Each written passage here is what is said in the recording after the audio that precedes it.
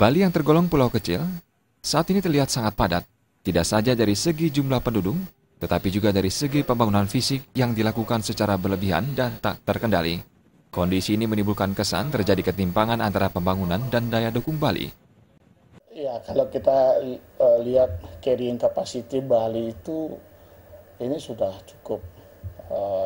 Kalau kita lihat perbandingan persentasenya, saya lihat sudah sangat perlu diperhatikan carrying capacity-nya, karena terus terang aja adalah kalau kita bandingkan dengan lahan kosong memang kelihatan banyak kosong, tetapi kalau kita bandingkan dengan daerah-daerah yang lain, itu Bali sudah sangat padat sekali. Daya dukung Bali itu sudah, terutama di dalam aspek fisiknya itu sudah sangat. Untuk itu Parwata berharap pemerintah dapat lebih cermat dalam memberikan izin pembangunan. Selain itu, fungsi kontrol yang harus dipertegas sehingga pembangunan tidak merugikan masyarakat Bali dan sebatas memberi keuntungan kepada investor. Purnama dan Indrawan, Bali TV.